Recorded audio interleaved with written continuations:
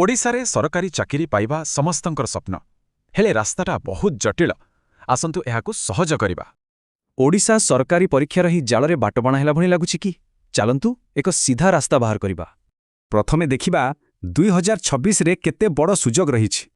हाँ 7,000 रु भी अधिक एते सरकारी पदवी 2026 रे आसुछि।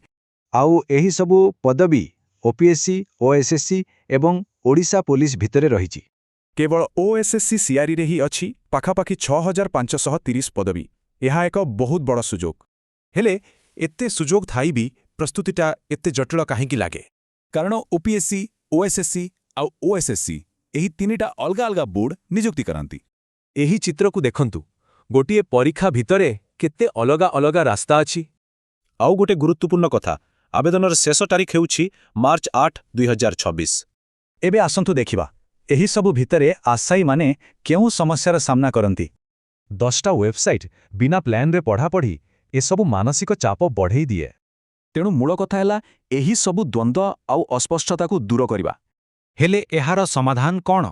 उत्तर हेउछि टेक्नोलोजी। डिजिटल प्लेटफॉर्म गोटे जगारे लाइव क्लास और एआई टेस्ट भली सुविधा दिले। देखंतु रेभिन्यू इन्स्पेक्टर आउ पुलिस कॉन्स्टेबल दुईटा पई प्रस्तुति पूरा अलगा। पारंपरिक पद्धति रे सबु विक्षिप्त किंतु डिजिटल रे सबु गोटिए जगारे मिली जाए। आसंतु एबे देखिबा सफलता पाई एक 30 दिनिया कार्य योजना। एही योजना प्रस्तुति को एक सठिक दिग देइथाय।